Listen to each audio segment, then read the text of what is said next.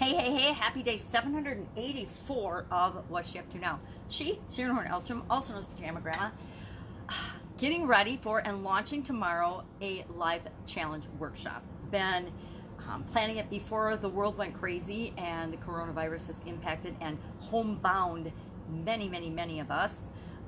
I actually went out and ventured out yesterday on a walk downtown and then with my daughter and was, I've been hearing about it, but I hadn't been seeing it firsthand, and it was a little different seeing the change and seeing what the world is like right now in my little town than it normally is. Right, I live in a small suburb of the neighboring state, the Minneapolis-St. Paul area, but we're in Wisconsin, and usually we're a hustling, bustling little town, and there's still a lot of things going on and a lot of things open, but there's so many that are closed and so many things that are shut down and so many people that are home looking for things to do, not knowing what to do, not knowing what to do moving forward. And I think we're kind of in this amazingly unprecedented time where we've been so busy running through our lives that this dead stop is freaking a lot of people out. And I say, don't be freaked out. Look at it as a gift. No matter what your situation is, we're all going to survive this.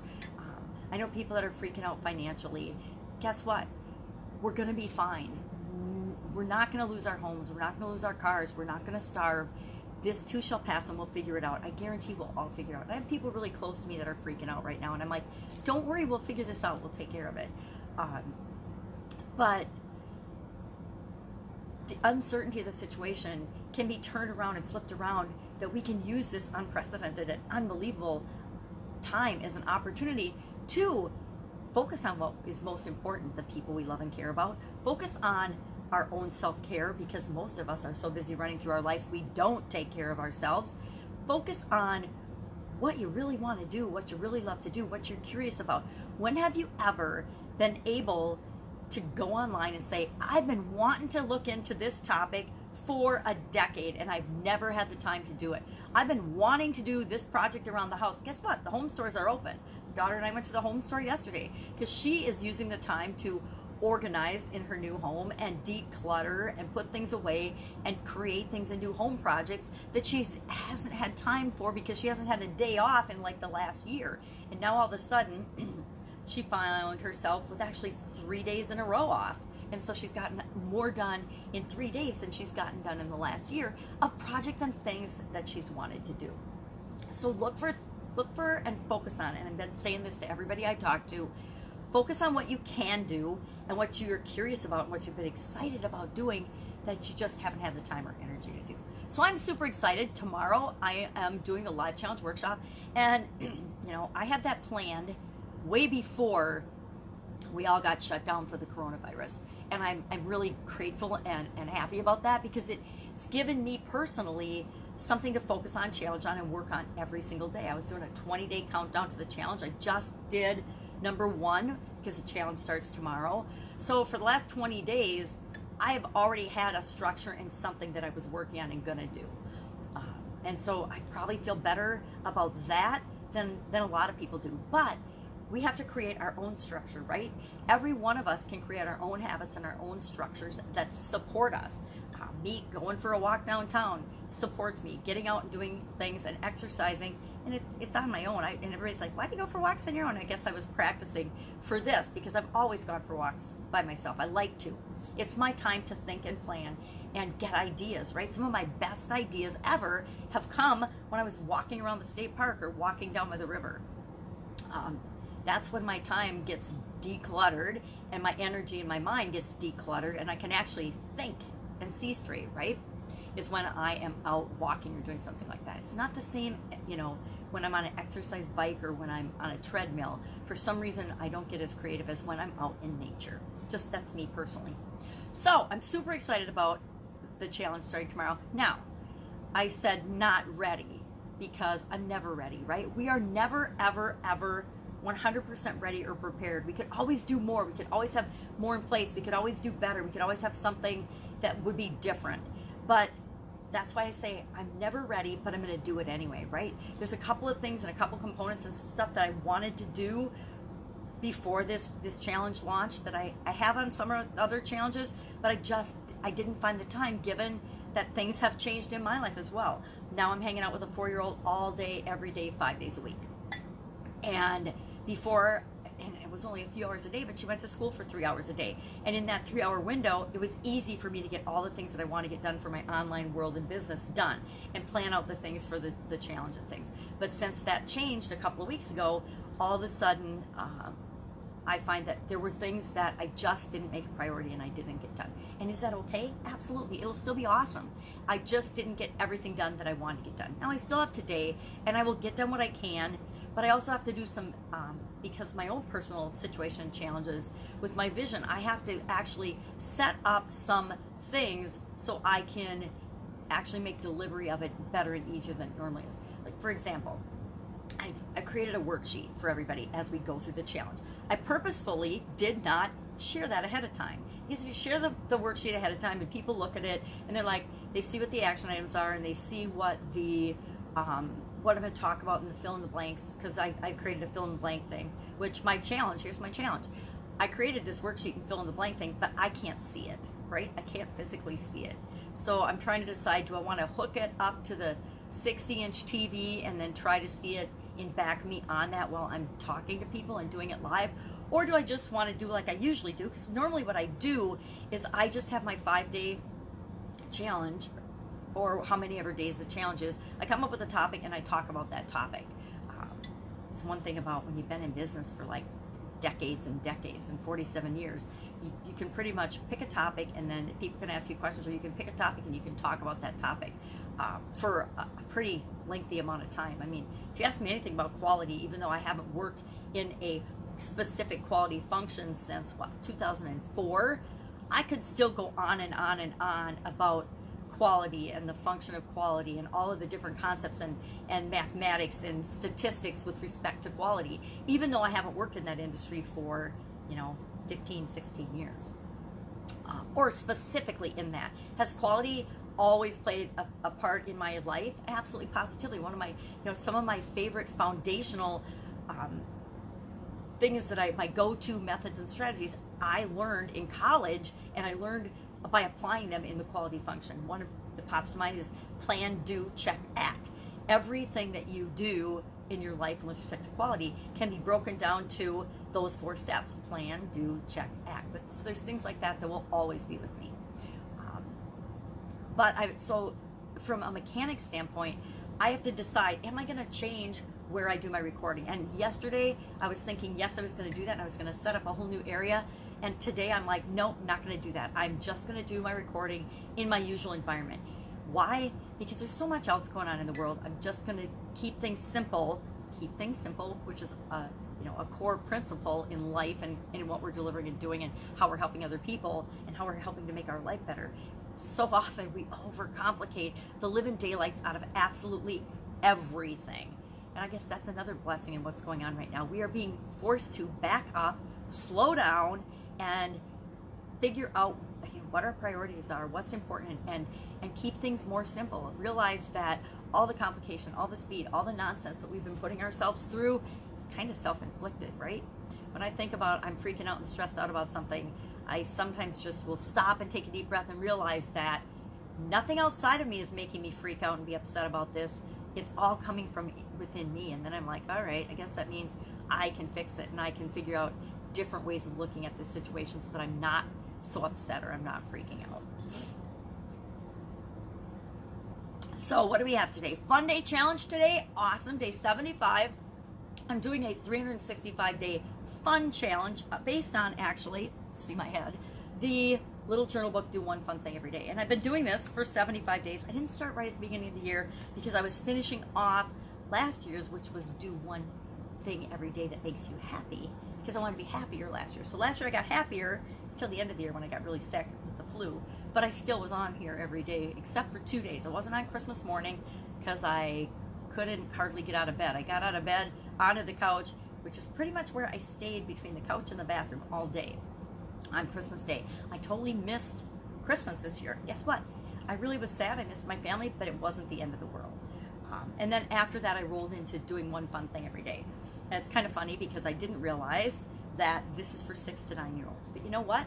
All of us have a 6 to 9-year-old in us that maybe we didn't pay enough attention to. So even though some of the references are built for a younger audience, guess what? They're still really, really appropriate. Today was all about being kind. And now more than ever, we need to find ways to be kind to ourselves and kind to one another. So that was cool. Then the Supersize Your Business was about the idiom touch and go. And now we need to touch things and then go wash our hands, right? So we're remembering that. The biggest thing for me is, and I'm not out in the world, I'm in my own home, so 99% of the time, right? Unless I'm taking the dogs out, or if I'm walking to the mailbox, or if I'm going around. So I'm making sure I do that. But the biggest personal thing for me is not touching my face. I never realized, like, my nose always itches, or my hair gets in my face or in my eye, because I can only see really out of this eye. Secret. I can't see out of my left eye at all, and I can barely see out of my right eye. But I can see a little out of my right eye, which is why I got so miffed at my hairstylist when she gave me a side part that covers my right eye, because it makes it super annoying, because then I can't see even the colors or where my phone is to look. That's why when you watch my videos, half the time I got wonky eyes, because guess what? I don't know where to look. I can't see the camera. I know, all these secrets I'm revealing today. So it was about touch and go and near misses and uncertainty. And, you know, I think that we're getting a mass touch and go feeling across our world right now. And I think that's pretty unprecedented. I think maybe back in 1918 is the last time that we've hit anything close to this. And it's not even close, the implications of to the world, because our world has changed and grown so much. We have become so much more connected, and you know, with air travel and auto travel and being a global economy where we sell resources back and forth. I mean, it's just, we're so much more, even though a lot of times we feel more disconnected, we are actually so much more connected than we realize. That a pandemic and an epidemic and things like this, it can have a much more devastating impact on us. But this too shall pass. We will be fine. But touch and go, near miss situations, accidents, it's reminding us of our mortality, and that we are not, you know, invincible. I mean, it's kind of like as you get older, you realize that, and you become more and more aware of, you know, hey, the future is not guaranteed. But I remember back in high school, you know, and I think we're seeing that with people's behavior throughout this challenge. Younger people were and have been the slowest to adopt the social separation, right? The social distancing, because they think they're invincible. I remember in high school thinking that I was absolutely, you know, nothing was ever going to happen to me. I was made of steel, right? And it wasn't until I got older and things happened that I realized, oh, I guess I do have to consider the consequences of my behaviors and my actions, because I might not be here forever, and I can get hit by a bus tomorrow. So I think that this is just reminding us that we are not Superman, we are not Superwoman, and that things can happen that can stop us in our tracks and give us the opportunity to decide how we're going to respond to them. So that, and then countdown to the challenge. Today was day 1, and it was all about continuous improvement, which I think I might have already talked about. Anyway, I am here if I can help you in any way. If you're facing a challenge and you're just not sure what to do, ask me. Ask in the comments below. And I might not know the answer, but I will put you in touch with somebody that can help or can guide you in terms of what to do next. A lot of people, I deal with a lot of business people, and a lot of them are feeling overwhelmed and stressed out because their business doors are shut. And so they know that for the next 2 weeks for sure, they do not have customers and money coming in. And I'm here to say and to help you and them in any way that there are ways that you can continue to serve your people and generate income, even though you cannot physically be touching them. And the fields that can be, they're open, right?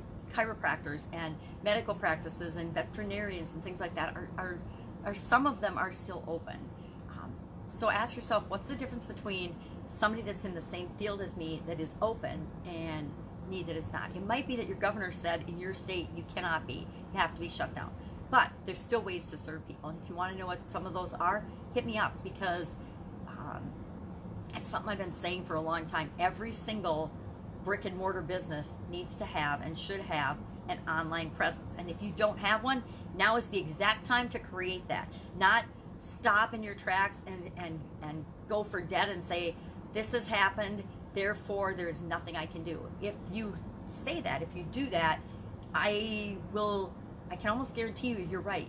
Well, I guarantee you are right. And your business will probably die and not survive this situation. But if you say, okay, this sucks, my business is shut down right now, what am I gonna do? What can I do? You'll figure out the answer, and there's lots of help to figure out the answer. There's lots of help to do the next thing. So many of us are giving away free information and free courses and free help. I gotta tell you, I have got my own vault of information about almost any topic that any business owner would want to learn and know. All you have to do is ask me about a topic or something, and I will send you the links to the resources, and you can just be learning and figuring out right now, okay, what is the thing that I need to learn? How can I serve my people?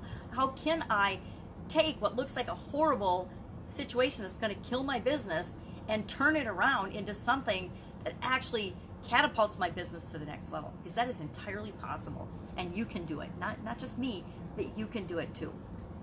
So that's it. That's all I've got today. Have an absolutely amazing day, and I will, of course, be with you tomorrow with day 785 of what am I doing as I'm transitioning from the brick and mortar world and the corporate world of business to the online world of business. And guess what? It doesn't take most people 785 days, right? Excuse me. My goal is to, and is still to, which is why I'm continuing to share my journey, duplicate the success I've had offline and in the offline world online, and make it repeatable so that it becomes automatic. And I haven't achieved that yet, so that's why I share and document every day. Some people hop online and they just take what they've been doing offline and they put it online, and they are like successful in, like immediately or in less than 30 days, and you're blown away and you're like, how can this person be an overnight success? Well, they weren't. They practiced their craft, and they were awesome at it and mastered it and continually improved it and have their own system of delivering it and doing it. And all they did was take that and make it an automated way of delivering it. People that have gyms are still, and personal training companies are still serving their customers by going online instead of just expecting people to come into their gym. Anything is possible if we just believe it, and we ask ourselves, what else is possible? And then we move toward that. All right, enough pontificating. Catch you tomorrow. Bye.